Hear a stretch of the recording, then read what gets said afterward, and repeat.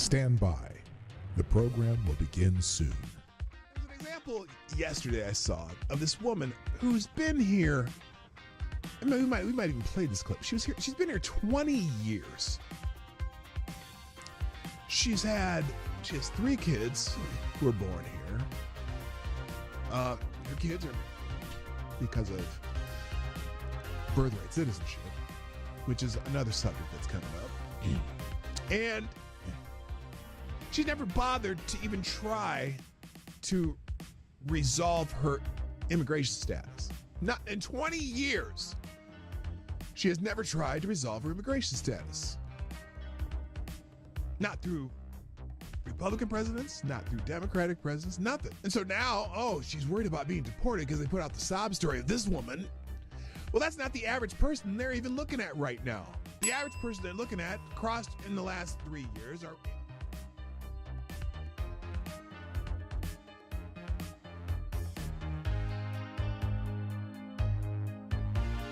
CNN is cutting jobs to embrace the digital future. No, because they're cutting jobs because, as I like to say, they suck.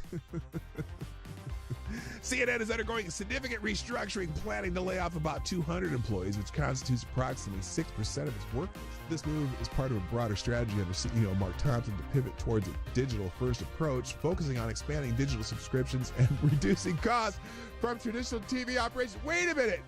Didn't they already try the CNN subscription service, which failed miserably?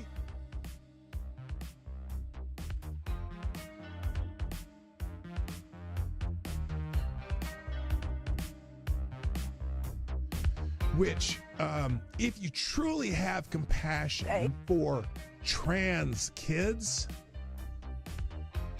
you would allow them to all go through puberty, because 90% of kids who think they're trans change their mind once they go through puberty. That puberty is the fix for most of the problems. But you guys want the medicalization of kids and sterilization of kids and medical and surgical altering of kids who can't make that decision at 12 years old or 13 years old. Why is it when I try to show empathy and concern, people always misconstrue it? Last time I asked someone if their mom at least got a good check from the clinic that botched the abortion.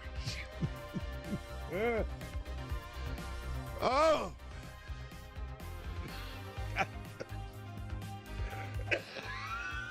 Oh, God. Damn it, AD. I think you just need to find a gentleman. Stand by. The program will begin soon. I would be willing to bet everything I own that submitting a 22-minute video montage that shows the most egregious acts of violence you can find from that day, when the defendant in question is on that video for only 6 seconds and the scene walking calmly, is highly prejudicial and a violation of the defendant's due process rights. The person was found guilty and sentenced to 19 months in prison. Now, it took 2 hours to read through all of the documents that were in the case file. Every motion submitted by the defendant was denied. Every motion by the defendant was denied. How often does that happen? And every motion submitted by the government was granted. They turned a trespass misdemeanor that would have resulted in a $50 ticket into 5 misdemeanors and a felony charge by charging the defendant with a statute that would have required the Secret Service to rope off the section he was in, which they did not. They also charged him with a statute that would have required them to prove Mike Pence was in the building at the time he walked through that corridor. He was not.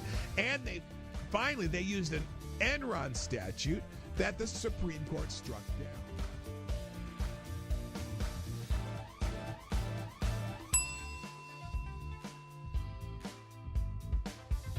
You accept a pardon, you are admitting guilt. Period. That's the, because you can't be pardoned if you're not guilty. Whether he can preemptive pardon, whether he can issue The president's reportedly asking his staff whether he can issue preemptive pardons for himself, his family members, Rudy Giuliani. There's a simple answer: no. No, Mr. Oh, that you would be a can't? gross abuse Oh, of the presidential it's a pardon authority. gross abuse of presidential pardon authority. Well, there you go. You accepted a pardon, Adam Kinzinger. You think you may have committed a crime. Oh, here, Jamie Raskin. Dirty Q-tip. Dirty Q-tip, Jamie Raskin. What else? What did he have to say? Well, the seeking of pardons is Yes, it's only on powerful one side. demonstration of the consciousness of guilt, or Ah, at least the consciousness that you may be in trouble. Jamie And that's Raskin. what's so shocking Did he get a about pardon this. also? Wasn't he on Well, that the committee? seeking of pardons is He was on that committee. I'm curious if you're going to condemn that part. Are you going to condemn that pardon?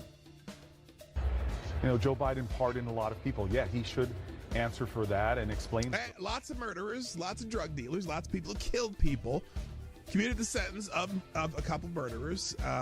One who, in fact, one drug dealer who people died from taking the drugs that they sold them. Stand by. The program will begin soon.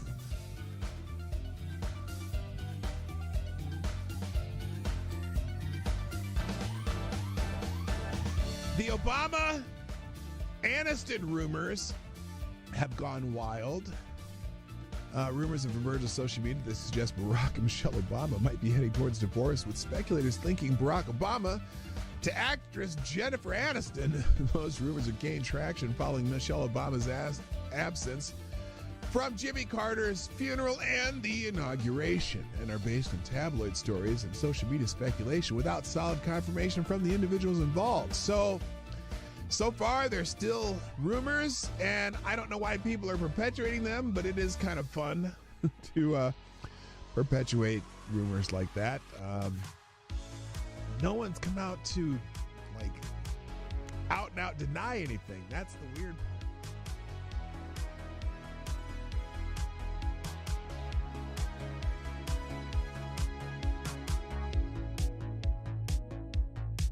We should just take a deep breath and acknowledge the audacity. The of a audacity! president who's so clearly The concerned about his audacity! own criminal culpability. Oh my God, his own criminal culpability and his son's business dealings. I know that they're talking about Joe Biden, aren't they? And that of his family members.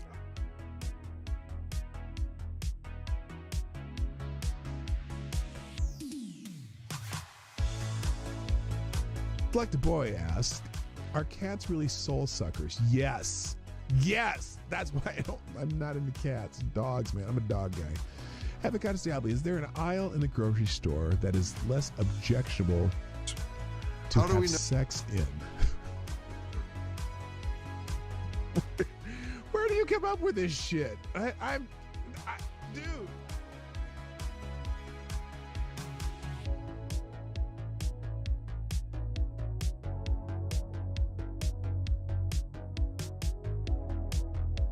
Has done something no person in the world has ever done before. A dead man, a dead politician has risen. Yes. Somebody who a year, if we were 4 years ago at Davos, he's buried, a dead. And I wonder how many people at Davos have been funding Donald Trump's demise that has failed. I wonder how many people at Davos, again, let me say it again. I wonder how many people at Davos have been funding what they had hoped would be Trump's demise. I bet you there's a few of them there. And it didn't work, did it now? Didn't work now, did it? Politically known to me. He's now returned. This is the greatest comeback in political history of a politician. And then, therefore, he thinks he can do anything. At the end of the show, every day on my show, if I put something on the screen or I'm talking about it, or it's a topic or an article that I'm presenting in this show, I provide links to every single thing that I've talked about, and even more, the ones I didn't even get to. I drop them in the chat at the end of the show, and also I drop them in the description. So if you want to find these articles, they will be in the links at the end of the show.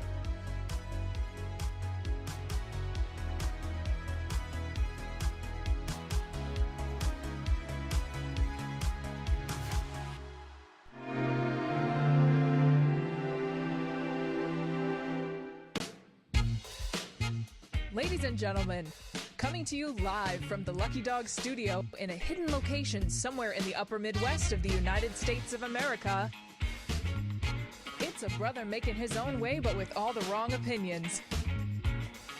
Welcome to the Morning Night Live with your host, the one and only P-Dog Knight. That's me! Yeah, that's weird. Hi, guys. Good morning, everybody. Welcome to the Morning Night Live. I'm your host, Marty, also known as P-Dog Knight on the internet, and welcome back to the P-Dog Knight channel. On a somber day, nasty happenings in Washington, D.C. yesterday with the helicopter and airline, passenger airline collided. Update, there are no survivors. Basically everyone in that crash perished. A terrible event, and my lamentation is the immediate reactions that were being posted on the internet were so over the top and disgusting that I got really angry about it. And I'm not, the Rahm Emanuel Rule, never let a tragedy go to waste, apparently is the mantra of most of the left and many on the right too. There were a few that I'm like, what are you doing? Stop this. And so do I feature some of the most egregious ones? Probably. But there's some updates and whatever. There's things going on. It's being investigated, obviously, and we'll talk a little bit about it. There's a lot of other stuff in the news, but that's the main topic today. I was looking for a holiday, and boy, there weren't any good ones. The good ones were National Croissant Day, National Draw a Dinosaur Day, National Escape Day, Yodel for Your Neighbors Day. Now that might be actually a good one, but yeah, that's stuff. It is Martyrs Day. It's a federal thing. A day to pay tribute to those who fought for freedom and rights, but whatever. We're going to talk about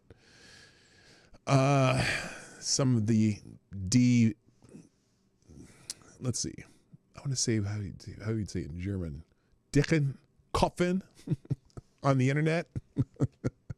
I don't know if that's right, but it's close enough. But of course, first we'll say good morning to everybody and get this thing going. And since we have a crowd strolling in, the regular crowd shuffles in, and just next to me and making love to his tonic engine. Anyway, let's say hi to everybody and get it going. First in the chat, of course, Mr. Avocados Diablo gets the bell. I don't know what happened to the crowd. They kind of abruptly stopped there. Also, good morning, Mike Savage, Blard, Kara Soldier, Ms. Wild Wolf. I skipped that. There we go. JB's in the house. Also, Attack Alpaca, Lord Stanhope, Willie Won't is in the house. My favorite Canadian Jaeger ponies here. Kay Shaw. What up, Kay? How you doing, my lady? Also, number one is in the house. My other favorite Canadian, Unacceptable Views. Darren Root and Roasted Opinions and Somnambule Nation. So there you go. Good morning, everybody. I'm glad you're here. Also, thanks to the people who have already done some posting of the show on the internet, that, like, as in Somnambule Nation, of course, dropped that in there. JB with a let's go. Yes, please click that link in the top of the chat and reply with a let's go with a GIF, meme, or something. Maybe a meme would be a good one, but the GIFs are good too. The GIFs. It's not peanut butter.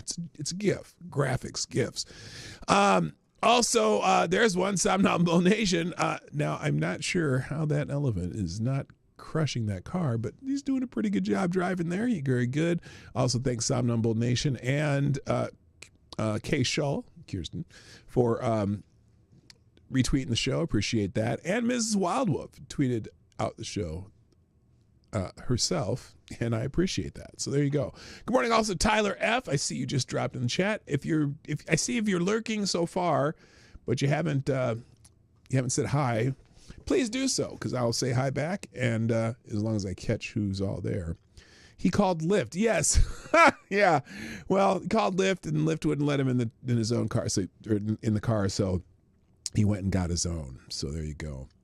I'm going to unpin this, and we'll go ahead and put the link to sponsor the show. If you are able, we appreciate it greatly if you sponsor the show. Mike Savage also got to let us go in the chat, or in the, not in the chat, in the whatchamacallit, on X, app formerly known as Twitter. Didn't I see Johnny? I could have sworn I saw Johnny Hillcat's already on the job. Yes, you are. There you go. Here's here, we'll pin this one today. So if you want to sponsor the show, there are some special alerts for different dollar amounts. If you want to test those waters, because some of them are kind of funny. Excuse me, I'm coughing again. I'm still coughing. It's getting better though. All right, let's just get into it, because I want to make sure I get through everything I put up here today, and if I'm lucky, we might even watch some of Kash Patel's confirmation hearing. I was going to do that today, and then this thing happened in Washington, so we'll get to it. So, trending things today, Gene Hackman, the great character actor from Hollywood, it is his 95th birthday today. Gene is a quintessential movie actor. His output between 1967 and 2003 is astounding, and his range was second to none. Gene was an adept at comedy as well as at drama. Hackman is quite simply one of the greatest actors we've ever seen. Very busy actor. I didn't realize he must be still alive, because it's his 95th birthday. So let's celebrate Gene Hackman's 95th birthday with soup, wine, and cigars. I didn't realize he was in Young Frankenstein. A movie I've only seen partially, but this guy, apparently the blind guy, was Gene Hackman. So I did not know that. But he's been a prolific actor. And happy birthday to Gene Hackman. Also trending. Now, this one is a name you probably haven't heard in a while. And I didn't plan on talking about her today, even though I saw this post yesterday, until I read the comments. And that person is none other than Tanya Harding. Tanya Harding is trending on X today. By the way, good morning, Green Badger Outdoors. Tanya Harding is trending on X because she posted this, and it's kind of funny. First of all, it says, "Hi everyone, I finally figured out how to make an account on here. I'm very excited to reconnect with you all." Hide your knees, hide your shins. This is Tanya Harding posted this yesterday.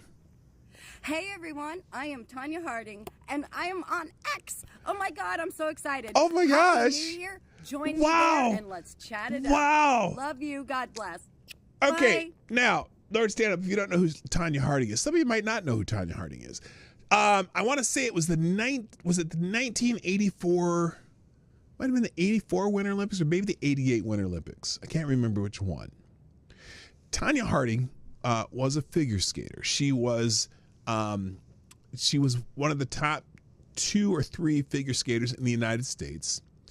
And back when Tanya Harding and Nancy Kerrigan were both on the U.S. Olympic team. And there was this huge controversy because Tanya Harding was very jealous of Nancy Kerrigan because she was the golden girl and Tanya Harding was more of the athletic skater, and Kerrigan always beat her.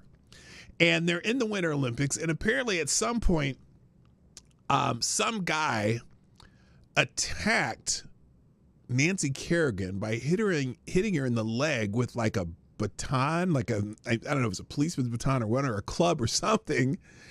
And, there's this big controversy over, what happened. And later they found out that it was Tanya Harding who had Nancy Kerrigan kneecapped.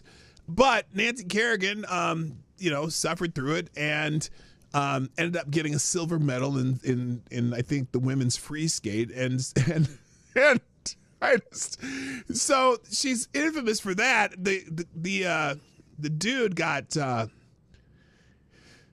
was it 91 or yeah? Anyway, the dude got arrested, and Tanya Harding was kicked out of ice skating for a while and was a pariah, but somehow she kind of made it back, at least into the popular. Not as a good guy ever, but just into the popular realm. And so now she's on X. But when I looked at this post yesterday, I could not help but wait for the comments. And basically, I'm going to just scroll through some of these because some of these are funny. Some of these are really funny. She got roasted. Now, before I go to replies, I'm just scrolling down here. So, for example, here it is. Since dumb bitch Tanya Harding is on social media looking like a month-old wet ham sandwich, I looked up how Nancy Kerrigan has aged, and I'm happy to report she remains Tanya superior in every way. Okay, yeah, because Nancy Kerrigan was, she was kind of the sweetheart of that particular Olympics. But here's a funny one. Tanya Harding was the first athlete to ever take a knee. That's good. Somebody here says, you mean to tell me an airplane carrying the entire U.S. figure skating team crashes the day that Tanya Harding finally makes a Twitter account? Could not even make this shit up. Yeah, I didn't even think of that. Hello, Tyre Alexander. Tyre Alexander. The Scourge is in the house.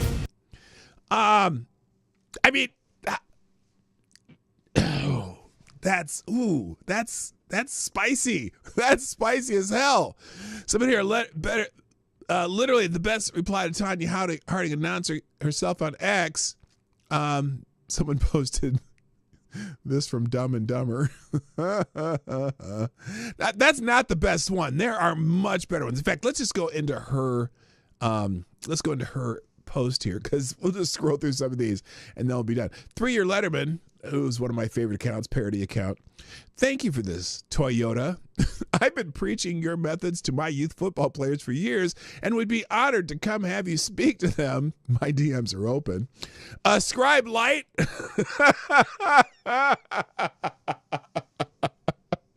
On Tanya Harding's on X. Hang on, hang on, let me put this so you can see it. There we go. Tanya Harding's on X. That's hilarious. Hi, Rodline. What's up? HB Lovecraft's in the house. Andy, no. Hello, Ms. Harding. Fellow Portlander here. As a child, your name was one of my Vietnamese immigrant parents mentioned at home. Your skating had such an impact. Amory King, good luck. Break a leg.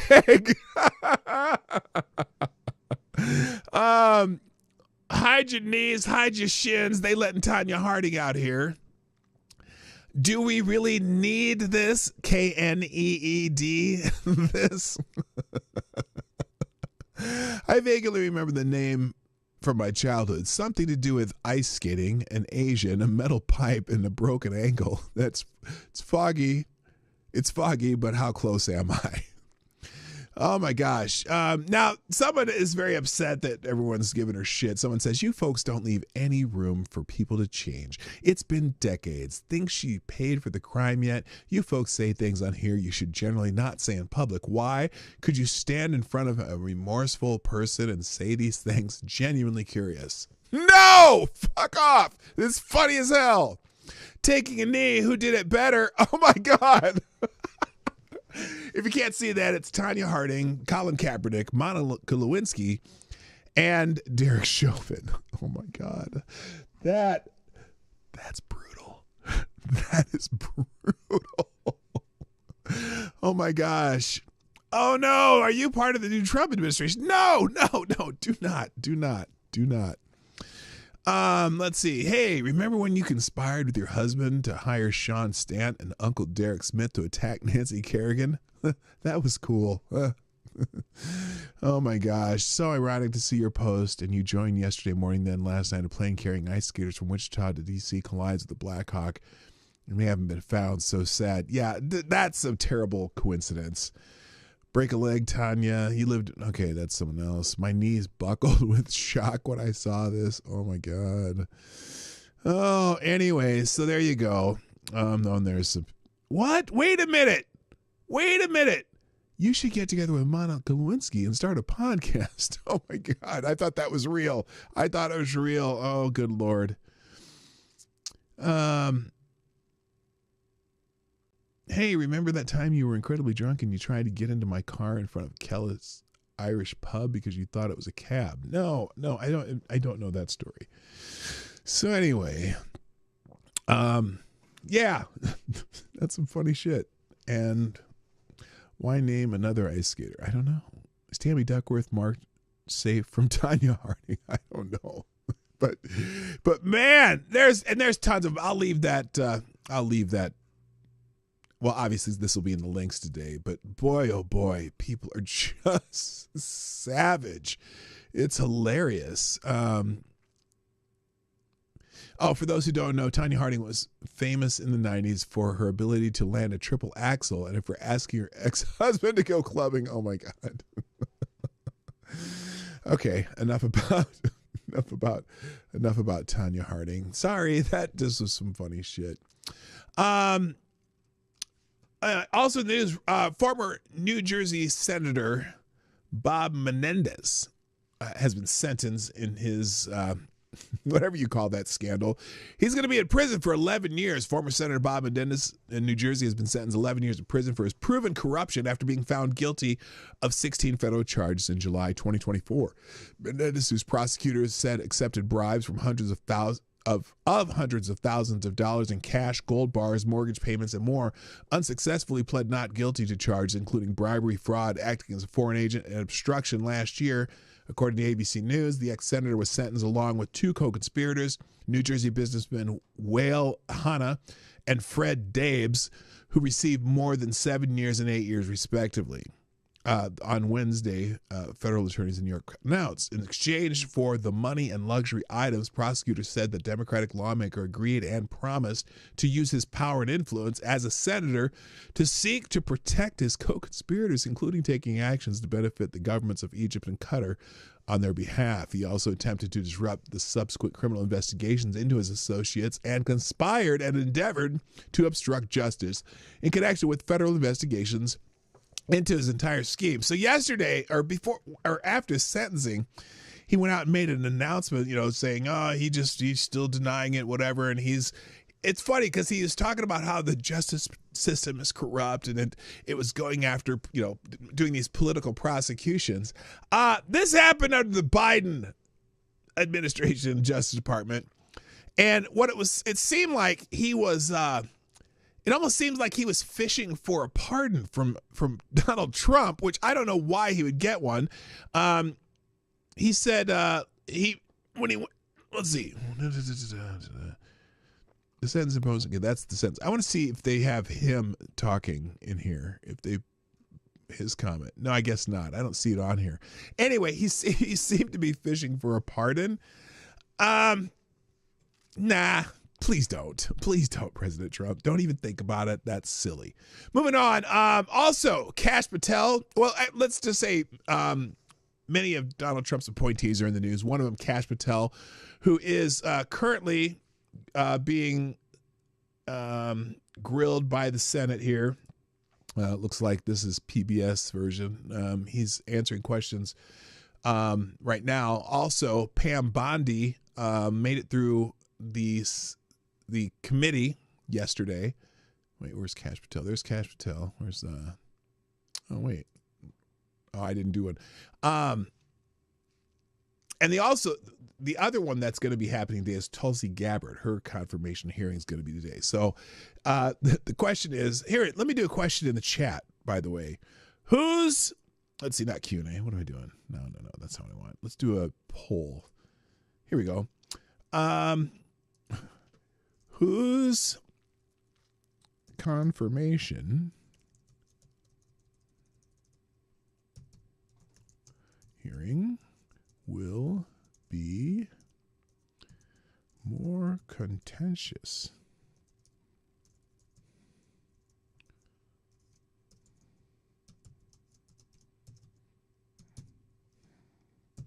There's our poll. We'll see who do you think's confirmation is going to be hearing is going to be more contentious, Kash Patel's or Tulsi Gabbard. By the way, Robert Kennedy had a confirmation hearing yesterday, and it went about as you expect. Boy, oh boy, for whatever reason, the Democrats do not like Robert F. Kennedy Jr. And I like things he says, and it probably be fine for Health and Human Services, especially as far as food stuff that he's talking about. And I don't think that he's not going to write laws, because that's not what their job is. But I think the fact that he, I think he can influence, how the FDA and the medical, agencies, whatever, do their job. So that was not a yes or no question. What was not a yes or oh? That's right. I didn't. Okay, there you go. I screwed that up. We'll end that poll. It was a yes or no question. The poll confuses me. Yes, because just yes, they're both going to be contentious. Okay, sorry, I didn't mean to do that.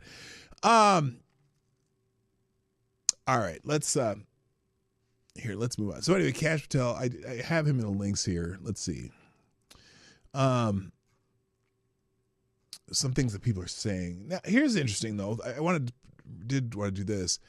Catherine Herridge, formerly of CBS News, a journalist, said Kash Patel broke him the 2016 election FISA abuse scandal, which certainly pisses off Democrats. Strategic media leaks were used by the FBI, DOJ, and the DOJ to amplify the collusion narrative to help secure surveillance warrants on Carter Page. The copy of the FISA abuse memo with my notes from IG Horowitz' 2019 report has aged well. So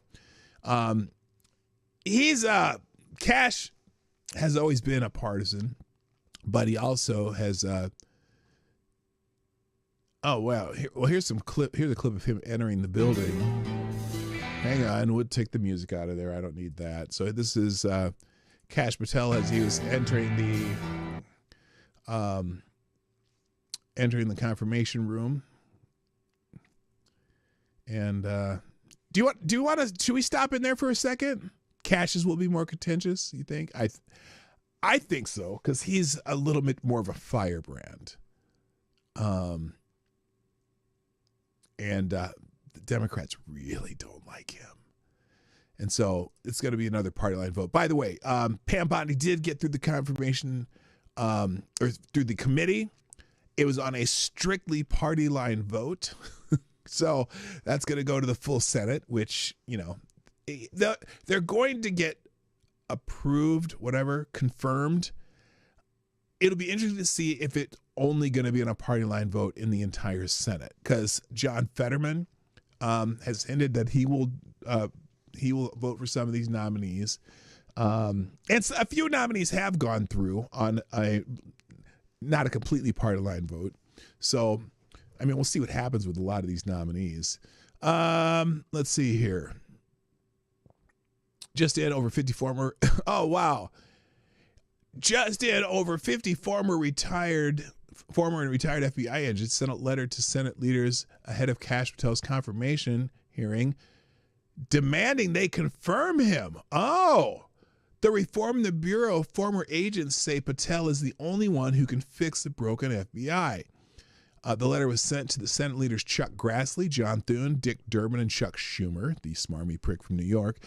Quote, as a group of retired FBI special agents, we support President Trump's nomination of Kash Patel as the FBI's next director. Many Americans have lost faith in the FBI, and for good reason. The FBI is broken, and with this loss of trust has come a rise in threats at home and abroad. Drug cartels and Mexican gangs have taken control of the border and have infiltrated cities across the country, bringing violent crime and drugs with them. China has grown more brazen and engaging in espionage that robs U.S. businesses of their intellectual property and undermines our national security. The FBI has been used as a tool in the weaponization of the DOJ, to go after its political enemies. Lives have been shattered. This needs to stop. Never has the FBI faced such an urgent and compelling need for comprehensive reform as it does today. Mr. Patel has proven he possesses the breadth of experience required to address these challenges. His leadership, expertise, and vision make him uniquely qualified to guide the FBI through this pivotal moment. For these reasons, we stand in full support of Kash Patel's nomination. Now, obviously before, we had another set of FBI peoples and whatnot who wrote a letter against Kash Patel. So it's interesting to see one for him from some former and current agents making that point. Okay, let's move on here. Bill Clinton's legacy is trending, and mainly because Elon Musk tweeted something laughing about this picture, and it's fascinating to me. So this is Mark Andreas, he's a Democrat guy, talking about America debt-free by 2013, which Elon Musk is laughing, and it was this picture from when Bill Clinton was president. And as you know, or you may know, may or may not know, Bill Clinton may be the only president since I think since the 50s to have had a budget surplus during his presidency. And so what's fascinating about this, so here's the topic that people are talking about. Clinton's surplus legacy, a debate on fiscal policy. A discussion has emerged comparing the fiscal policies of former U.S. presidents, Bill Clinton and George W. Bush. Many participants argue that Clinton left office with a rare budget surplus, attributing this to his fiscal discipline. Critics claim this surplus was significantly diminished by Bush administration due to tax cuts for the wealthy and increased military spending, particularly for the wars in Iraq and Afghanistan. This conversation highlights perceived misunderstandings or misrepresentations of the historical facts by some commentators, including Elon Musk, focusing on the contrast between Clinton's economic management and the subsequent rise of national debt under Bush. Now, something that people often fail to mention, because all these people are saying, oh, well, Bill Clinton had a surplus. Bill Clinton had a surplus. Bill Clinton had a surplus. Who can tell me why Bill Clinton had a surplus budget? Who can tell me? Who can tell me why there was a budget surplus during Bill Clinton's terms?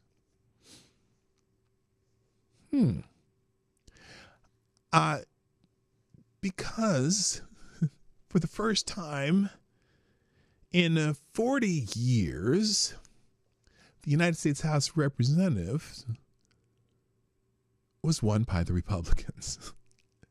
And between the Republicans, led by Newt Gingrich, yes, Avocados Diablo put it there, they gave Bill Clinton a budget to sign, and he went along with it and took credit for it. But he certainly, it wasn't like, oh, Bill Clinton personally wrote a budget and we all went with it, and that it was suddenly, oh, he did the surplus. No. They had budget battles, and Newt Gingrich, as part of the Contract for America, their goal was to have a balanced budget, and they actually had a surplus. Now, Bill Clinton was also fortunate enough to not have had any particular major crises or wars or anything like that would have, blown that out of the water like George W. Bush did. I mean, right after 9/11, we spent a shit ton of money, right? But the idea that they give all the credit to Bill Clinton is almost comical to me. So I'll leave this in here. Under Clinton, we actually had a surplus, and when we are on track to be debt-free at some point in our lifetime, 2013, maybe a little too optimistic, And then along came Bush and 9/11. Yeah, 9/11. Why did well, I shouldn't get it. I'm not going to get into why 9/11 happened, but it happened. And there you go. So here it is. How dumb do you have to be to not realize Clinton balanced the budget while working with a Republican Congress in the 90s, and then the Bush administration came into power and put the entire war on terror and the Bush tax cuts on the credit card. Yeah, working with the Republican Congress, yeah, they forced him. They forced his hand. So anyway, I just find it fascinating that people give all the credit to Clinton, which is funny. Here's something stupid, and I'm going to say it out loud. There is a bill in Congress to add Donald Trump to Mount Rushmore. I'm sorry. As much as I appreciate Donald Trump, this is stupid.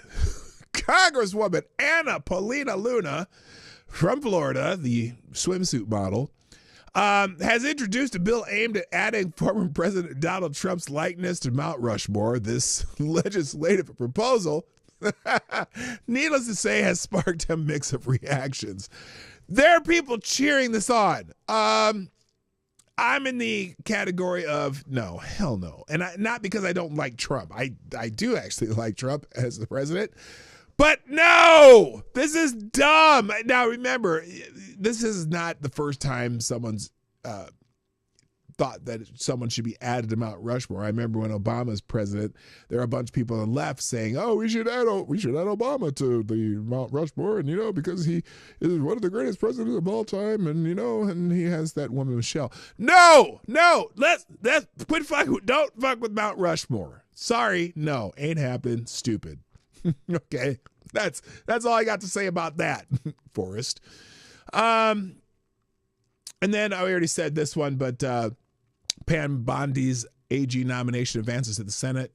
The Senate Judiciary Committee voted 12-10 along party lines to advance Pam Bondi's nomination for the Attorney General of the United States. The vote signifies the end of the committee process, with her nomination now set to move to the Senate for a full floor vote.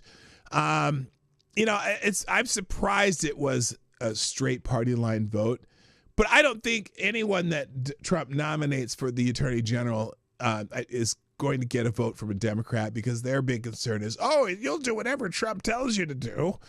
And that's not exactly, she was a good Attorney General in Florida, other than the fact that she's a fan of red flag laws, but that's, probably not going to happen in as the United States Attorney General. But anyway, she's moved on. Good for her. Congratulations, Pam Bondi. Let's see. I got a couple more things. Oh, we already did this one. Why do I have this twice? I don't need it twice. Oh, I see what I did. This was where someone else was supposed to be. All right, let's talk about what's happening with the airline crash in Washington, D.C. And we have some news, we have some updates, and then I want to show you how terrible some people are. Just shitty people. And it's amazing, some of the reactions to this early on. And some people have deleted their stupid posts, but many have not. Let's start with what happened. Hi, Simon Wilkins. Good morning, by the way. And said the snarky, welcome to the show. So on X, the summary is tragic midair collision over the Potomac claims 28 lives. I didn't know it was only 28. I thought there were 60 on the American Airlines flight. But anyway, a catastrophic midair collision occurred over the Potomac River near Washington, D.C., involving an American Airlines flight and a U.S. Army Black Hawk helicopter. The incident, which took place near Reagan National Airport, resulted in the tragic loss of all 28 individuals on board both aircraft. The crash was prompted an extensive emergency response and has left the figure skating community in mourning, as the plane was carrying members of this group. Okay, I don't care about the discussions. Let's look at the New York Post article here. And And it's official. It's actually, I'll go to the local channel here. There are no survivors after the plane and helicopter crashed. Now, this says the aircraft had 64 people on board, and it collided with the military helicopter not far from Reagan National. So what to know? An American Airlines flight and a military helicopter collided and crashed Wednesday night into the Potomac River near Reagan International Airport. All 64 people on the passenger plane and 3 aboard the helicopter are feared dead. 28 bodies have been recovered. Oh, I see. They've got 28 recovered bodies, but they're not. They're assuming that all died. All 64 people in the passenger plane and 3 aboard the helicopter are feared dead. 28 bodies are recovered. Officials said in the press conference, at this point, we don't believe there are any survivors from this accident. D.C. Fire and EMS Chief John A. Donnelly said there's a massive emergency response unfolding with fireboats in the water and Metropolitan Police and fire departments from across the area responding. Now, what caused the collision is up for huge speculation apparently on the internet. And the people speculating probably should just shut the hell up for now. But no, maybe not. I don't care if you talk about it, but just the problem was immediately after this happened, and it must have been immediate news that hit the internet as fast as hell because everyone started commenting on it. But what caused the collision is unclear. U.S. Secretary of Transportation Sean Duffy, who was only confirmed 2 days ago, keep that in mind, said there were no communications breakdown, and both aircrafts involved in the crash were in standard flight patterns. The FAA statement says a PSA airline Bombardier CRJ-700 regional jet collided midair with a Sikorsky H-60 helicopter while approaching to runway 33 at Washington National Airport around 9 p.m. local time, Eastern time. PSA was operating flight 5342 as American Airlines. It departed from Wichita, Kansas. Reagan National Airport is set to reopen at 11 a.m. today, Eastern time. It's safe, the president and CEO of Metropolitan Washington Airports Authority said. So it was, so this is a military helicopter, and it collided and crashed into the Potomac River near Washington, Reagan National Wednesday evening. Official, and so now, let's see, this is the latest update. At this point, we don't believe there are survivors from this accident. We have recovered 27 people from this plane and 1 from the helicopter. So, and there's, let's see. Thank you, Avocados Diablo, dropping a small bowl in the tip jar. Says, this is reminiscent of the old Reese's peanut butter cup commercials. You got your helicopter in my plane. No, you've got your plane in my helicopter. Oh my God. God. Thank you. Thank you, Avocados Diablo. You only get a polite clap for that one. Continuing my plan to get us all sent to hell. Yes, you're doing a great job. You're doing a great job. Hello, Dom O'Leary. Trump has thanked first responders for incredible work after the collision. President Donald Trump expressed thanks to the first responders for their incredible work after a collision between a regional jet and the Sikorsky H-60. It's a Black Hawk helicopter. In a statement shared on X by White House Press Secretary Caroline Leavitt, Trump described the collision as being a terrible accident and called for God to bless the souls of all those involved. So he put this statement out. I've been fully briefed on the terrible accident which just took place at Reagan National Airport. May God bless their souls. Thank you for the incredible work being done by our first responders. I am monitoring the situation and will provide more details as they arrive. Also, Trump's statement comes after Vice President J.D. Vance also issued a statement calling for prayers for everyone involved. He said, please say a prayer for everyone involved in the midair collision near Reagan Airport this evening. We're monitoring the situation, but for now, let's hope for the best. Well, unfortunately, that was before they had more news on it. Federal Aviation Administration issued a statement explaining that a PSA airliner bomb. Okay, we already read that one, which is this post here. And then someone named Allison Paps, and I don't know what she does, but breaking: DC Fire and EMS confirmed a small aircraft is down in the Potomac River in the vicinity of Reagan National Airport. Fireboats on the scene. All takeoffs and landings were halted at DCA. Emergency personnel are responding to an aircraft incident on the airfield. So there's video of the crash. I'm not going to play it on here, but in fact, a webcam at Kennedy Center caught an explosion midair across the Potomac, and again, they ended all takeoffs and landings. So now,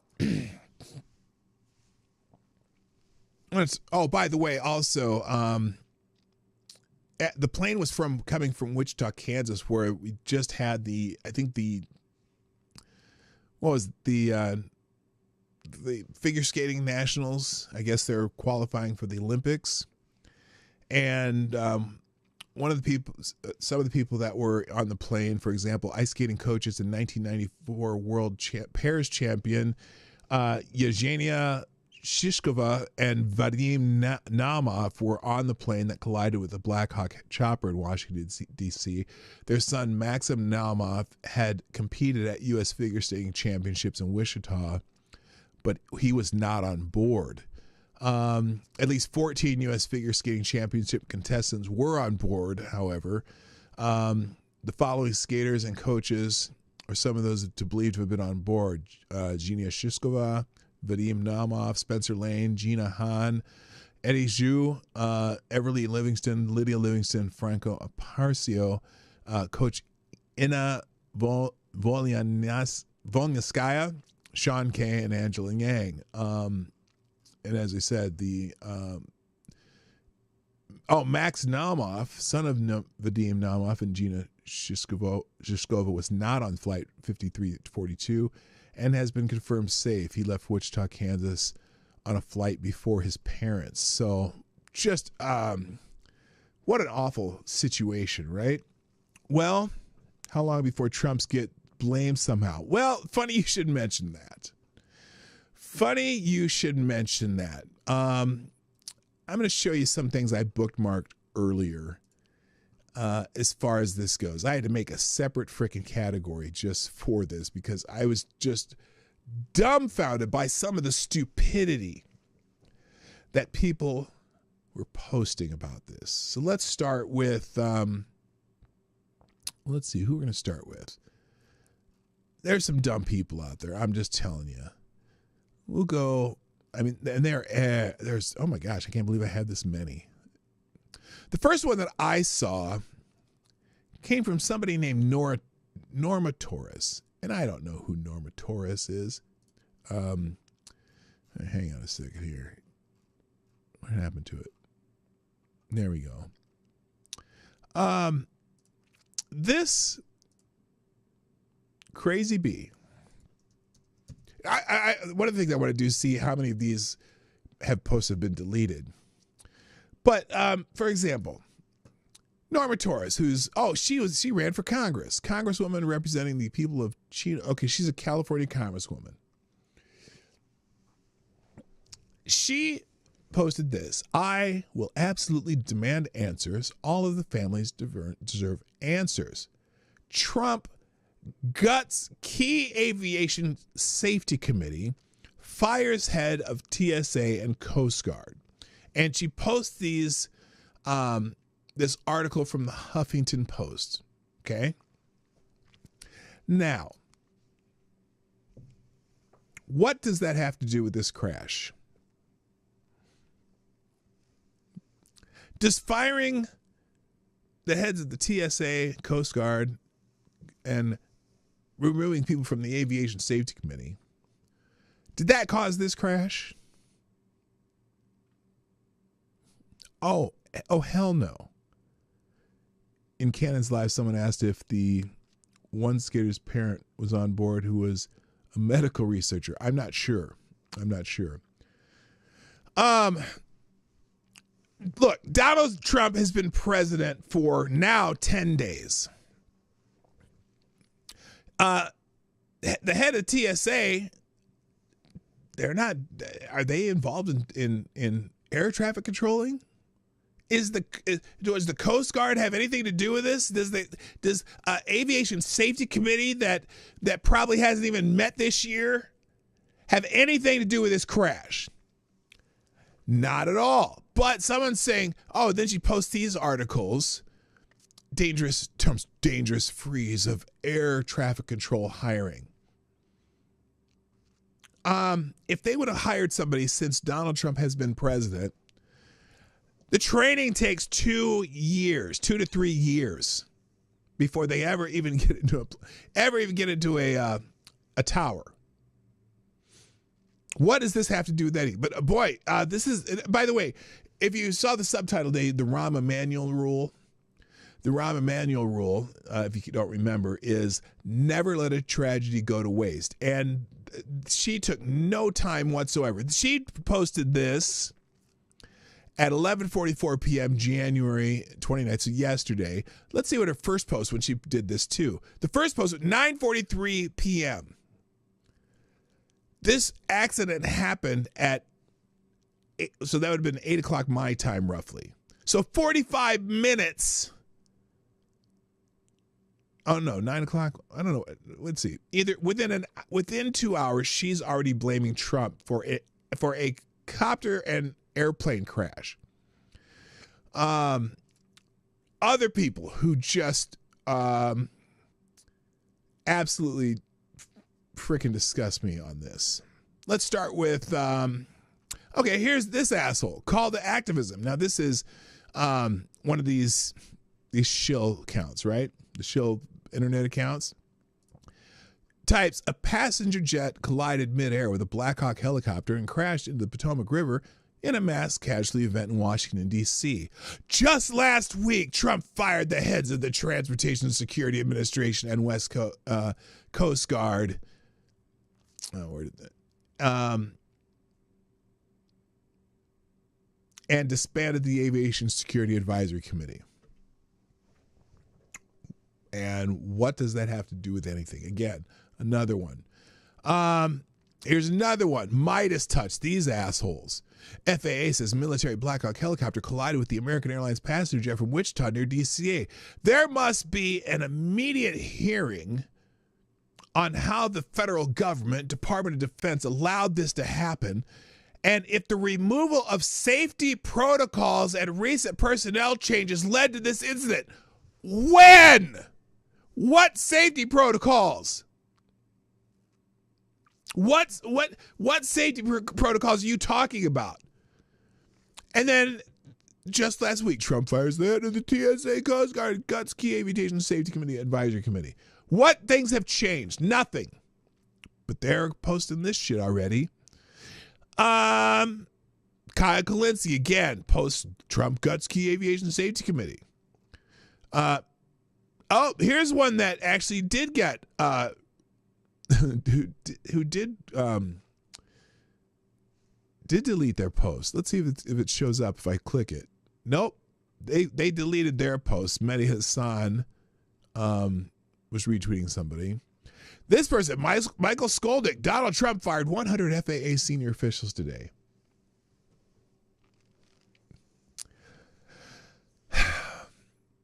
And so a helicopter crashed into a plane that day.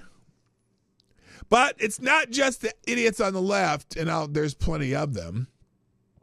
Some dummies on the right are saying stupid shit. So Valentina Gomez, who's this, she ran for Congress, and she's very obnoxious on the right as a Republican. She says a military helicopter and a commercial plane collided in the most secured airspace in America is no accident. Really? What?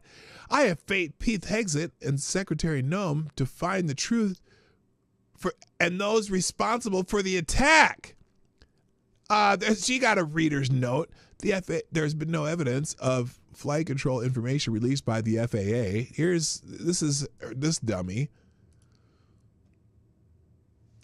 America is under attack. What? The case of a helicopter and a commercial What? plane colliding in the most secure airspace in America is 1 in a million. Both of their tracking signals went offline in the exact same spot, so I know for a fact this was no accident. She doesn't know this. Especially when it involves a military helicopter. I want the truth, but I have faith because I'm not even going to play the rest of it. She's a crackpot and needs to shut the fuck up. I'm just saying. Now, it wasn't just...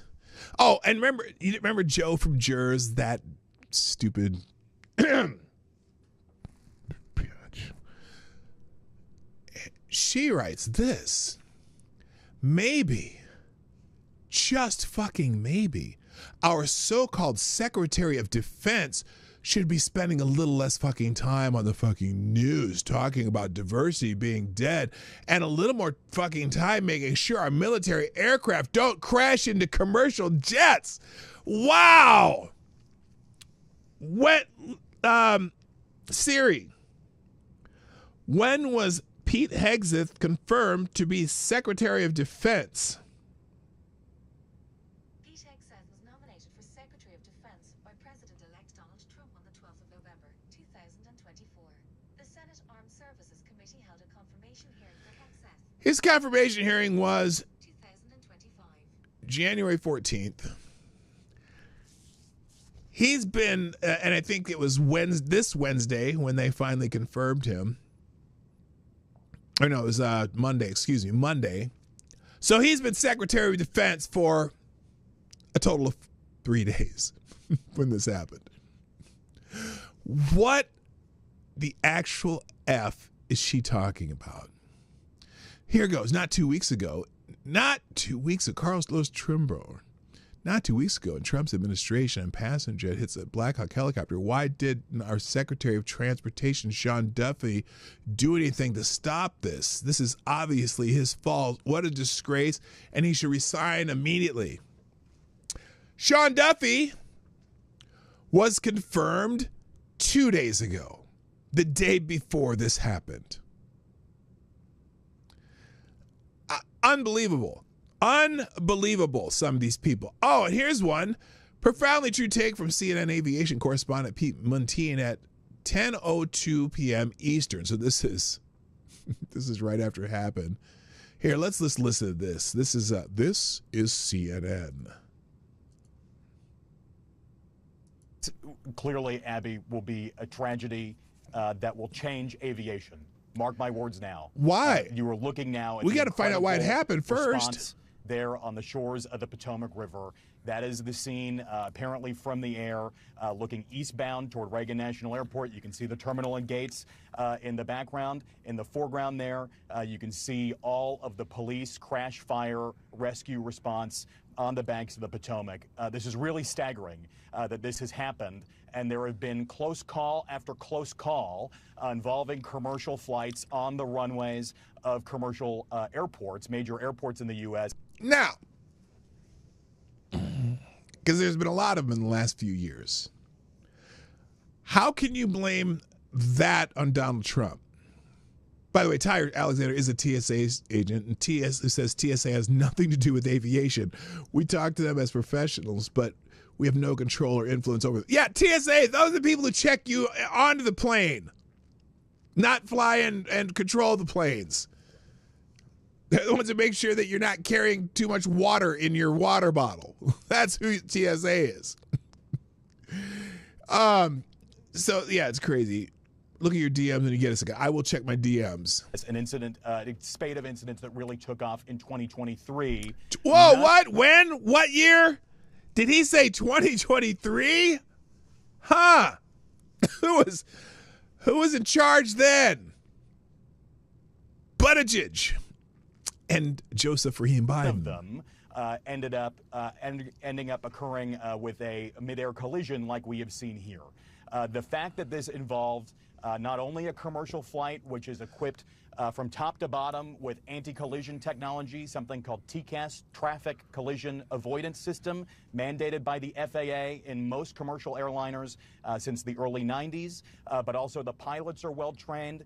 The aviation system, commercial aviation in the U.S., is the gold standard for safety. We are the example for every other country. There has not been a significant crash with fatalities and we do not know if there are fatalities here, in the U.S. involving a commercial flight since the Colgan Air crash of 2009 led to sweeping changes in regulation and pilot experience requirements. The fact that this happened in D.C. Over near Reagan National Airport, some of the busiest airspace in the country and one of the single busiest runways in the national airspace system, is really pretty incredible. Okay, so there's that. But some other people, like this, here's another asshole. I don't want to hear shit about this not being the time for politics. If Biden were president, news stations would be blaming his ass right now. Well, they still can, because this clearly, this is clearly a holdover from Biden's the Biden administration. But I'm not even going to play Biden. It's not Biden's fault. Something terrible happened, and we've been having these near misses for the last, couple years, which clearly hasn't been addressed by the former Secretary of Transportation. Here's this asshole.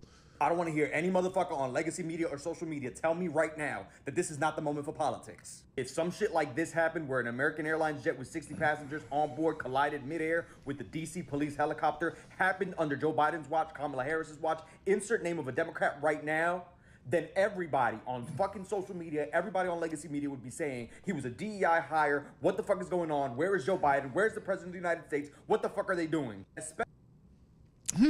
Let's see. So it happens 8 days into a presidency. So you're going to say that this is something that the current president did that caused this? Is that what you're trying to say, dumbass? Here he is. Regulatory freeze pending review. Especially when that president signed an executive order on January 20th, their first day in office, called regulatory freeze pending review, that would further push their project of Project 2025, that would freeze all hiring so that they can review the people that they were hiring first to make sure that they were loyalists to Trump, which that executive order froze the air traffic control hiring. And again, let's say that it did do that.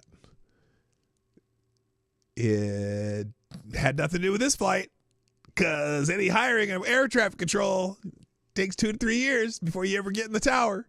Sorry, you're just an idiot. In an organization that already was understaffed, the literal air. Why? Oh, wait a minute. An organization that was understaffed. Why were they understaffed? We'll get to it. Why were they understaffed?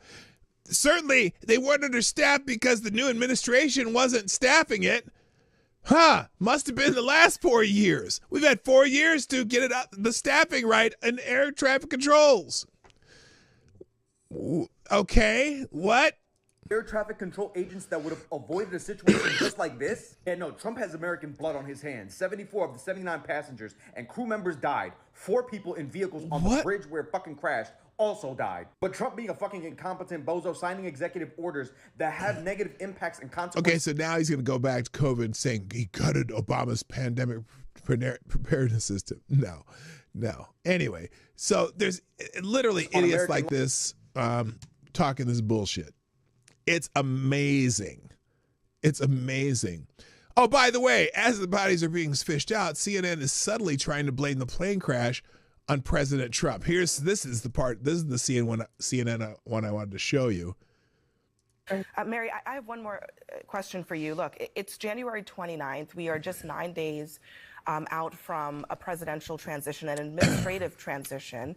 The FAA administrator resigned at the end of the Biden administration. So there is no permanent confirmed FAA administrator right now. This is going to be a time when there's going to be a lot of public communication and a lot of investigation of what happened here. What do you anticipate this transition period is going to mean for what happens today and tomorrow and in the coming days as we find out what happened here?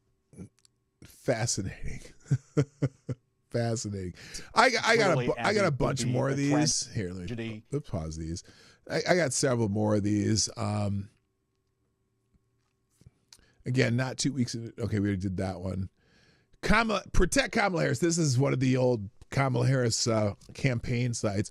1 week before this tragic American Airlines Black Hawk plane crash in D.C., the Trump administration put a hiring freeze on air traffic controllers. heartbreaking reminder how important it is that we prioritize public safety over politics in this country. Again, why were they so understaffed? Anybody? Bueller? Why were they understaffed? So many just bullshit posts about that. Let me check this real quick. What's this? Oh, let's see what this is. Oh, yeah, this is the normer for Congress. This is the one I just thank you, Ms. Wildwolves. This is the one I just showed you. Already spreading false information. She has a couple like this, not even worried about the families. She's more worried about playing the blame game. Yeah, this is that one. I will absolutely demand answers. All the families deserve answers. Trump guts key aviation safety committee. Again, with 9 days, what would the safety committee would have done between January 20th and today? What would they have done? What would the safety committee, the whatever they call it, the key aviation safety committee, what would they have done between January 20th and January 29th that would have stopped this incident? What would they have added a regulation saying that helicopters are not to fly into planes? Huh? Bueller? These people are are fucking ghouls. And again, it's the Rahm Emanuel theory of politics. Don't let a good tragedy go to waste. Now, Sean Duffy, the new transportation secretary, who was just literally hang on a second. This was on 2 days ago. So 24 hours before this happened. Sean, his wife, posted this yesterday. Vice President Vance was out of town, so Justice Clarence Thomas performed Sean's official swearing in. He spent so much time with our family in his chamber telling our kids about his childhood and the series of miracles in his life that led to him becoming a Supreme Court judge. He gave Sean invaluable advice. Go to daily mass and pray this prayer every day. Lord, give me the wisdom to know what to do and the courage to do it. So this is Sean Duffy being sworn in as the transportation secretary, which I didn't know you had to be sworn in for that. So now here we go. Just hours after being sworn in as transportation secretary, Sean Duffy is fully engaged in the crash investigation out here at Reagan National. It's currently 1:30 a.m. and his night is barely getting started. So this is him last night. Let's see. Is there anything significant here?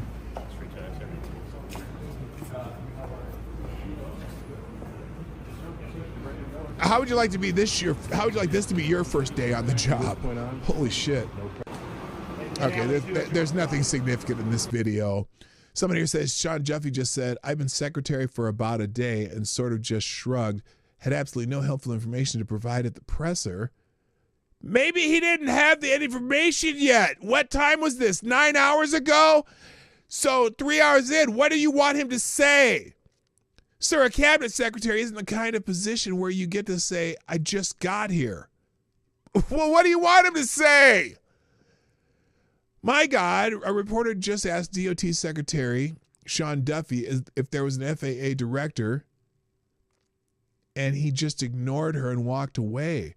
There is no FAA director thanks to Trump. No, the FAA director resigned before Trump got sworn in. So there's no FAA director because Congress or the Senate hasn't confirmed one yet. This is the most incompetent administration in American history, and now they've murdered 63 Americans? What?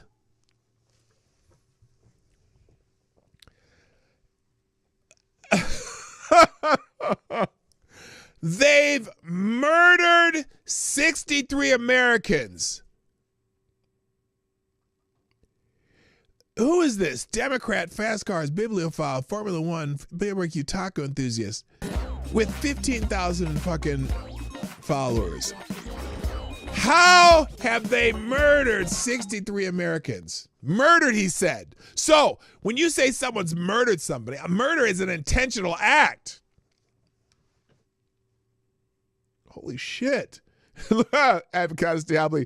Where are Lloyd Bridges and Robert Stack when you need them? Yes. Holy shit.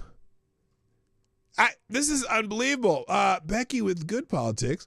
I just realized why Sean Duffy's name sounds familiar. We just named Sean from Real Word San Francisco to DOT secretary. The dude was insufferable 20 years ago. I can only imagine how bad he is today. What does that have to do with this crash? Sean Duffy got his self-important ass up there and said a whole lot of nothing. Did he not prep for this press conference? He's U.S. Secretary of Transportation. Yeah, he'd been the Secretary of Transportation for 14 hours. What is he supposed to say?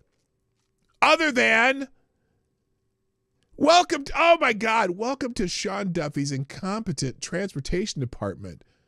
One day on the job, and Trump's Secretary of Transportation has already overseen the first U.S. commercial airline crash in 16 years. Doge cutbacks at the FAA, not enough air traffic controllers. How in one day were they supposed to hire whatever you think they should hire? This is amazing. I'm just getting pissed off reading this as I scroll through this. Here's the same asshole. Carlos Turnbull. Not 2 weeks ago, Trump administration and passenger jets. Not 2 weeks ago. Okay, we already did that. Why didn't our Secretary of Transportation, Sean Duffy, do anything to stop this? Is this a parody account? Is this a fucking parody account? He typed this 13 hours ago. The crash happened 14 hours ago. Sean Duffy was confirmed 28 hours ago. Why didn't our Secretary of Transportation, Sean Duffy, do anything to stop this? Please tell me that you're a parody account. No, I don't want to repost that. I want to quote this shit. Please tell me you're a parody account. Seriously. To everyone who's saying that Sean Duffy is a pathetically incompetent, unqualified DEI hire, we warned you. Sincerely, what the fuck does this mean? $5 is Sean Duffy's on the phone with Pete Buttigieg right now asking what the hell he should do. Hey, Pete Buttigieg is why there's not enough air traffic controllers. Oh my God.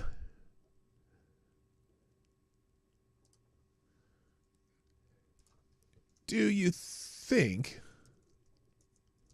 maybe the reason we don't have enough? By the way, there is a reason.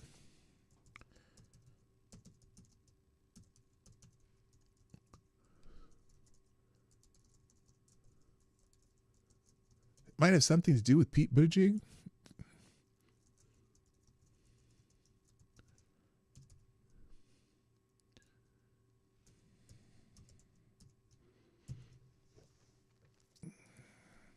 Holy shit, Pete Buttigieg lacks the leadership and urgency needed to do such a crisis. Remember, Pete Buttigieg had to take a 7-month maternity leave or paternity leave when they he and his husband adopted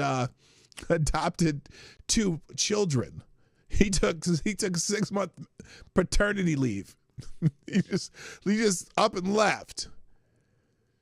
I mean, this is unbelievable how this is unbelievable. the way people are doing this. Aaron Rupar, this jagoff. Transportation Secretary Sean Duffy, obviously it is not standard to have aircraft collide. I want to be clear on that. Oh, is that what he said? Because did they ask a stupid question? I bet they asked a stupid fucking question and he answered it that way. Let's hear what the question was. That the helicopter was on, is that a common flight path, and is it normal for helicopters to get clearance to cut across busy footpaths? So, I don't know if you'll... Hang on. Thank you. Oh, Pete Buttigieg. Thank you. Sean did call me. I told him he should try breastfeeding his adopted kid. Obviously, he did not take my advice. Yes, that's exactly right. There you go. Thank you, whoever Sean or Pete Buttigieg is. All right, let's hear his answer. All could hear the question. It's a question about the flight path of the helicopter. I don't want to go into too much detail about the information we have from the FAA. Because they don't have enough information yet. Obviously, it is not standard to have aircraft collide. I want to be clear on that. But prior to the collision, the flight paths that were being flown from the military and from American, that was not unusual for what happens in the D.C. airspace. And as this investigation moves forward, we will be able to provide more information to you about the details of that statement. So they're ripping on him for saying that. It's amazing. You motherfuckers are just exploiting a tragedy. Sean Duffy had just been sworn in as Transportation Secretary. Oh, this says J.D. Vance performed the swearing in. Pete Buttigieg is gone. That was the same day that this happened. Sean Duffy didn't sleep last night as he deals with a nightmare just hours into the start of his job, praying for his strength and resilience along with all the other victims and their families. Let's see what this clip is of what he said. Here we go. The flight path. Oh, no, that's the same question. We're not going to listen to it again. He doesn't have details. This was at like an hour and a half after or 2 hours after it happened. So they don't have details. They're still recovering bodies and pieces and whatever out of the fucking river, and they're asking him stupid questions like that. Holy shit. Unbelievable. So anyway, former MTV, someone's saying former MTV, whatever, reality contestant, and Donald Trump, former reality TV star. This is what unqualified incompetence looks like. Sean Duffy was a congressman. What are you talking about? A reporter asked Department of Transportation Secretary Sean Duffy if there was an FAA director. He walked away without answering. Elon Musk pressured the FAA director to resign. What the hell? And again, what would an FAA director done differently? What would the FAA director have done to stop this crash? Absolutely nothing. Say it again. Oh my God. So a Blackhawk collided with a civilian airliner that was coming in to land at DCA airport. Wow. So tell me, MAGA, is this Trump's fault or your new Secretary of Transportation, Sean Duffy? 1 week and your transportation system is already falling apart. He was confirmed just 24 hours ago. Y'all are fucking stupid. Not y'all. Unreal, these people. So other things trending because this Reagan National Airport is trending.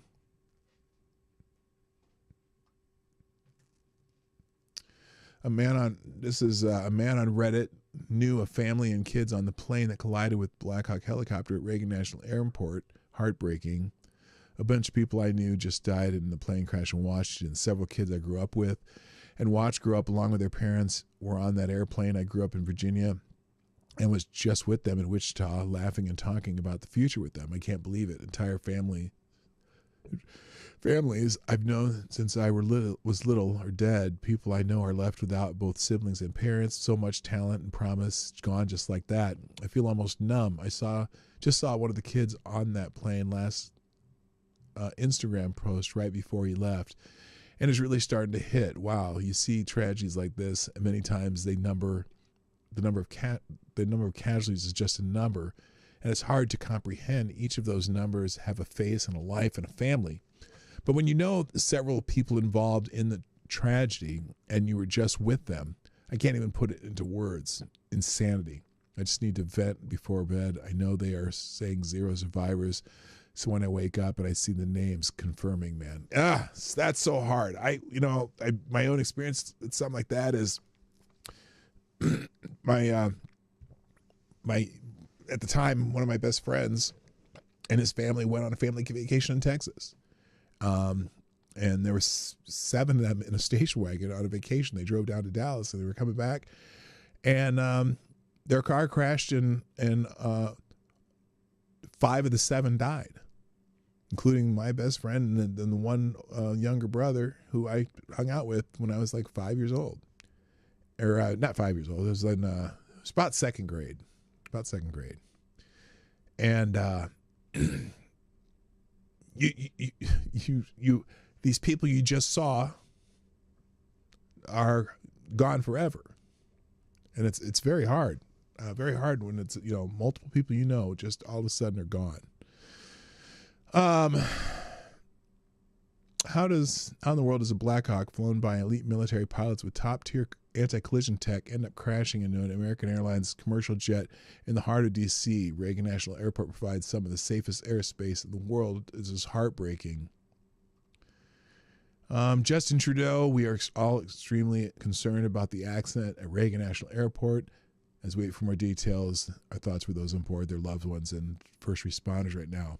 Now, one of the people who I actually have to give kudos to regarding this, and again, NTSB, people are talking about, oh, Trump fired these people. They're blaming it. How they can blame this, something like this on Trump based on nothing. One of the people, though, who unbelievably actually said something correct, and I'm going to give kudos to, because I don't do it that often, but every once in a while, these guys say something that's probably makes more sense. And that would be none other than one of the Krassensteins, this time Brian, the uglier twin brother of Ed, who posted this. In the wake of last night's tragic American Airlines plane crash with a Black Hawk, I have 2 requests. To those on the right, please stop speculating that this was a terrorist attack without any evidence. To those on the left, please stop blaming Trump for firing 100 FAA officers or funding decisions. Neither claim is based on fact. Can anyone improve that? I am now, granted, speculating about what happened, and there's going to be conspiracy theories, whatever, but the replies for this are pretty, I don't know. Someone here says everyone can speculate whatever they want. It's called citizen journalism. Brian says, sure, they can, but it's disrespectful and ignorant. Wow. Brian is upset with this. This guy, someone named Jimmy Murphy, the left is actually saying that, I think he meant to say, but now is not the time to cast blame. Wait until the investigations begin and the victims' families can begin their processing. And I'm like, no, the left is, I gave him several examples of the left being shitbags about this. This guy deleted this. President Trump offered unprecedented buyouts to all federal employees at a time when studies show the FAA does not have enough air traffic controllers to keep us safe. Again, whose fault is that? There's been 4 years of a Democratic administration and a Pete Buttigieg as transportation secretary. Why does the FAA not have enough air traffic controllers? And you can look at these. They're all, this is in the links.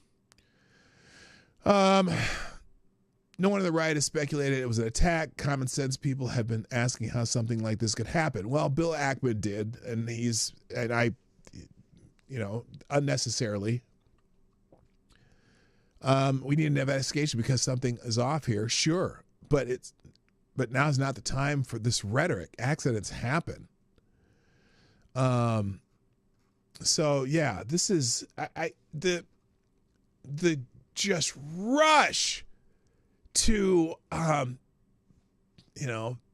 blame Trump. First of all, he's again 9 days into his presidency. There's not a single thing that Donald Trump or Sean Duffy or Pete Hegseth or anyone in this administration has done that would have anything to fucking do with this crash. Period. And the speculation from the right, this is a terrorist attack, this is this and that. You have no evidence whatsoever. Sure, you can speculate, but boy, shut up. The bodies were still in the water while you were doing it. Just unbelievable. So, we're going to spend a few minutes. Well, hang on a second. Let me check my notifications here. There's more notifications. Oh,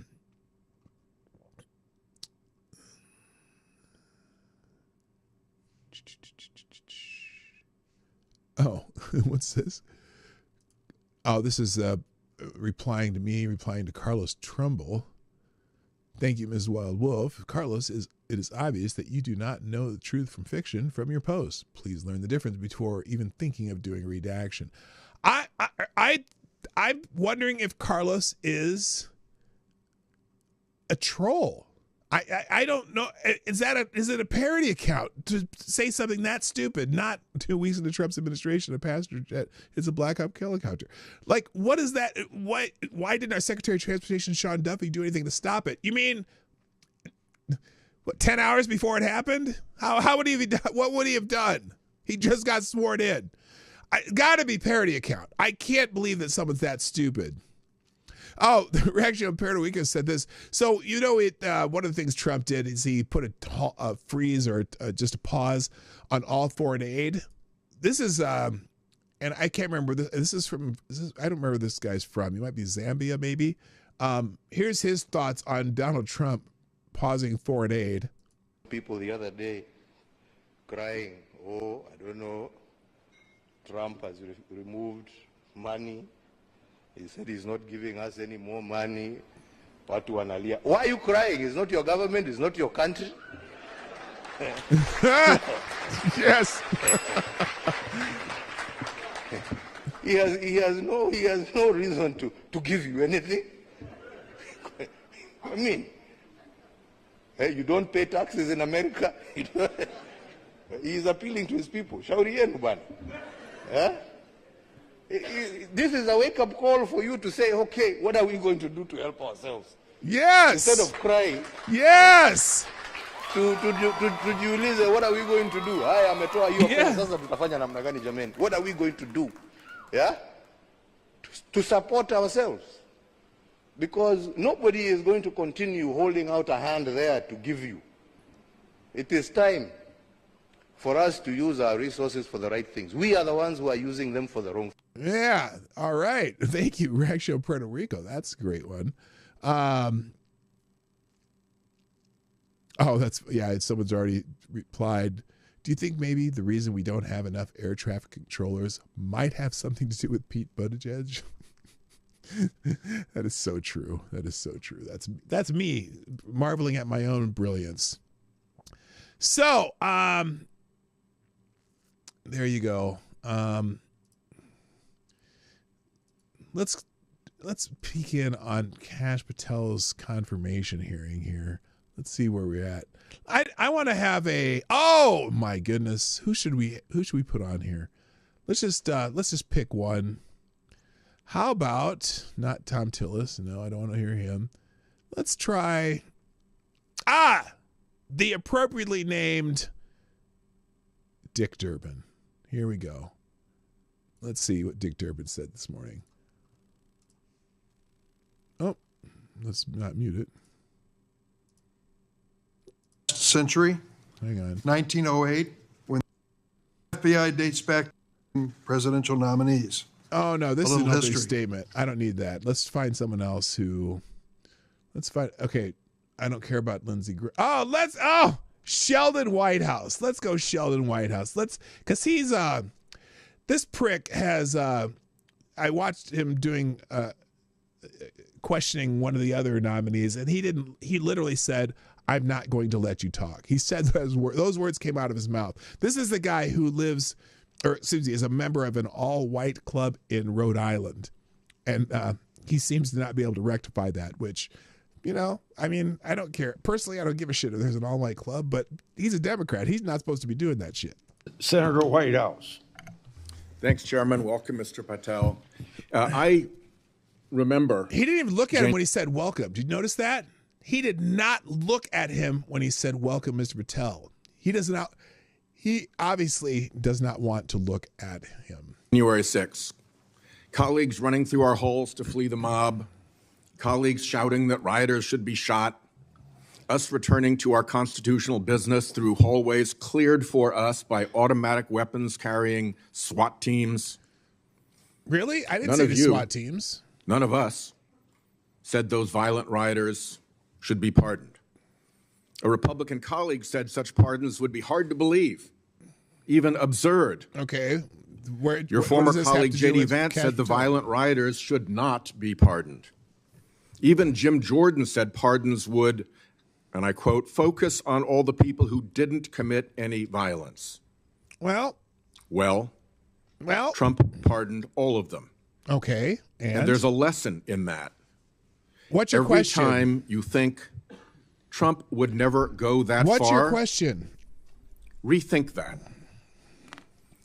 We all seem to agree that violence against police is unacceptable, yet more than 600 people who physically attacked Capitol Police officers were just put back on the street. That's false. Only of those 1,600 people that he pardoned, 540 were charged with either assault of an officer, obstruction, not assault, because they decided that they would throw the book at a lot of people who didn't have any violence, so they changed it to obstruction or impeding an officer. So out of the 1,500, 540 were charged with one of those three things. So no, there were not over 600 people who assaulted police officers. So he's got his numbers wrong. I've looked this up, so it's the only reason I already know that. Part of a 1,500-person personal Trump army, now out there with people. Army? Wait a minute. If only, even let's say use his number. If it's 1,600 people, what were the other 500 or 900 charged with? What were the other 900 or 1,000 charged with if they weren't charged with assaulting a police officer? How could it be a 1,500-person army if most of them didn't do any violence at all? What are you talking about, Mr. Whitehouse? People who have proven themselves willing to do violence on Trump's call. False. Only no, because 1,000 of them did not do any violence. So they haven't proven anything, Senator Whitehouse. In only 10 days, some are already back committing crimes. No, what? We've also tried as a committee. Oh, you mean the guy that was already out of jail? That got shot? What are you talking about? Together to address the dangers of illicit drug sales over the internet. And I assume we're all against murder for hire. But Trump also just pardoned a dark web operator sentenced to life in prison for trafficking illegal drugs online and accused of soliciting murders for hire. Okay. He's talking about the website guy. They charged him with selling drugs on the internet. He didn't sell. He had the website, though. I understand that. And should he have been pardoned? I don't know. But if you're really going to just focus on pardons, are you going to focus on any of the murders that Biden just pardoned? People who murdered what was the one guy? The one guy murdered a mother and her 8-year-old child that Biden pardoned. you know, I mean, we can play dueling pardons all day. Do you have a question for Kash Patel? Those pardons, as Mr. Patel has said, are a mistake, but they are also a signal that we are entering a strange and dangerous time. That is the context for today's hearing. Warnings that the FBI could become Trump's enforcer, use the powers of law enforcement to stifle speech and dissent, like punish they've been political for Biden, rivals, like they've been for Biden, Biden, and hand out free passes, get out of jail free cards to violent supporters. You just, oh my God, you just described the Biden DOJ and FBI. Wow. Wow. So now you're worried that it's going to happen in a different direction. Warnings we should heed. Holy shit. Here are some warnings of this nominee's Trump administration colleagues. Former Attorney General Bill Barr said, this nominee has virtually no experience that would qualify him to serve at the highest level of the world's preeminent law enforcement agency. Except he's the one who figured out that you guys did some bullshit on the FISA warrants. He's the one who exposed it. That's fascinating. I think that's some interesting experience. End quote. And we would never be able to command the respect necessary to run the day-to-day operations of the Bureau. Weird, because we just had those 50 FBI, former and current FBI agents who want Kash Patel as their director. That's amazing. I can counter one for every one you give me, Senator. That's for the deputy. By the way, are you going to ask him any questions, or are you just here to give a speech? What are you doing? I'm just curious. Position. Former CIA Director Gina Haspel was reported threatening to resign rather than have this nominee serve under her. John Bolton, Trump's former national security advisor, said, I didn't think he was qualified. I was forced to hire him. And Trump's deputy national security advisor, the nominee's former supervisor, said, his ideas are ludicrous.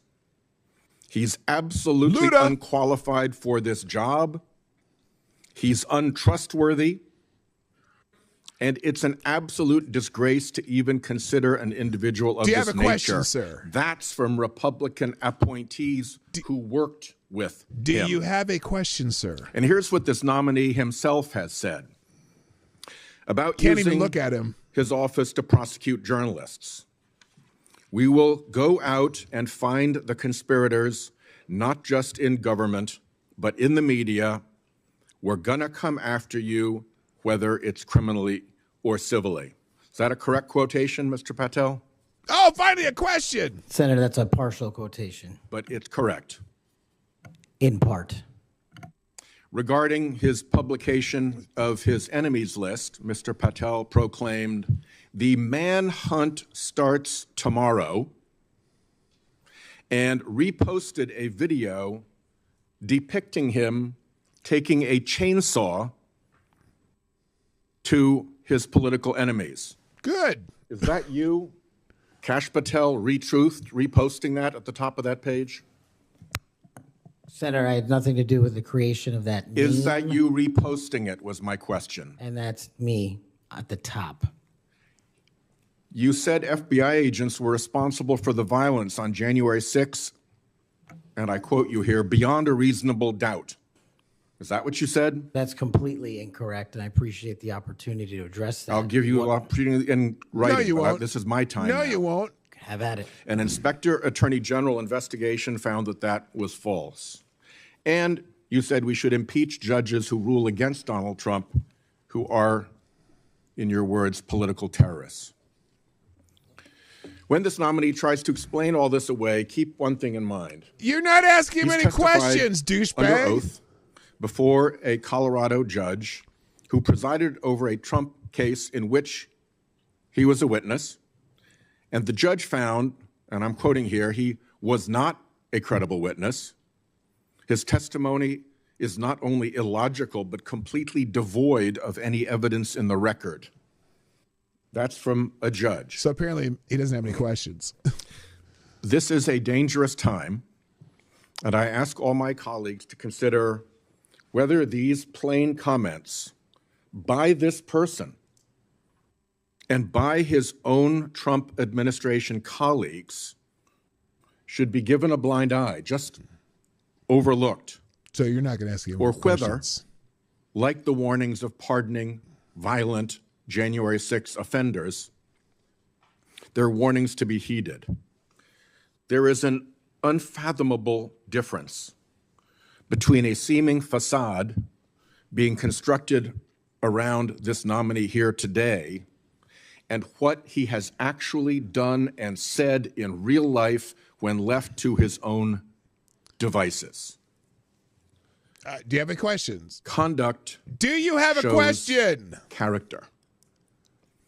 And if you look at history, you see the danger of security chiefs in authoritarian regimes. Oh, is he going to compare him becoming the tools of political power?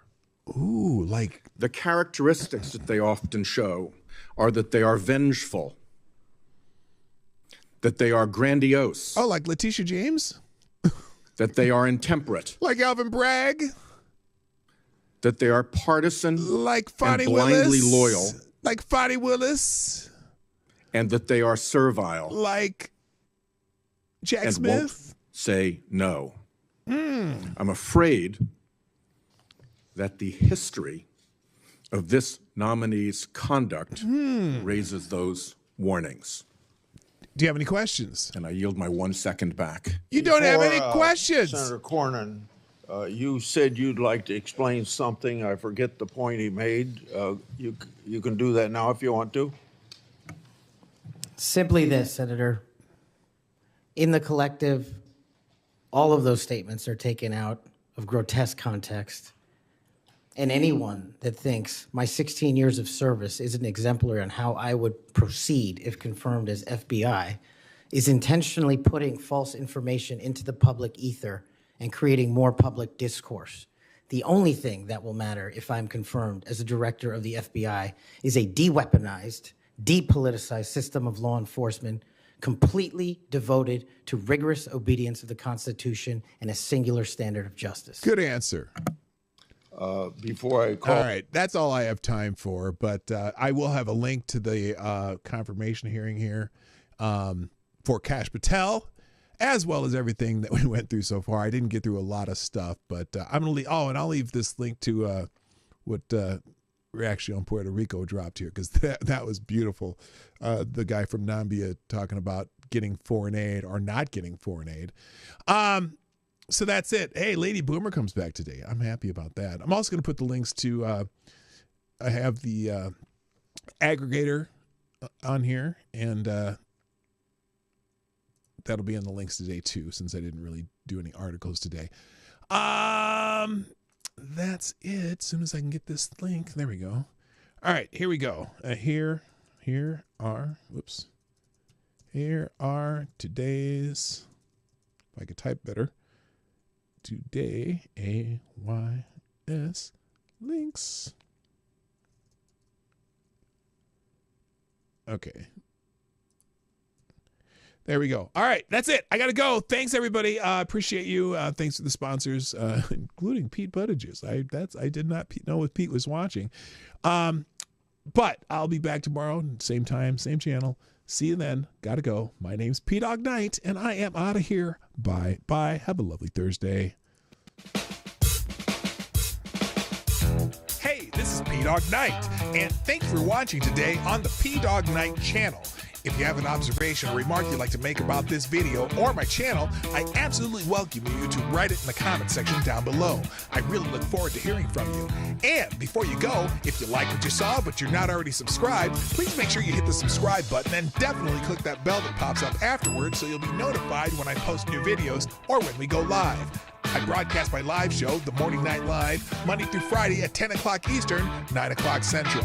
A special thank you to all the supporters of this channel who share our videos on social media and who make donations through Streamlabs, YouTube, Venmo, and Cash App, which are all linked in the description down below. Thanks again, and until next time, I'm P-Dog Knight, and I'm out of here.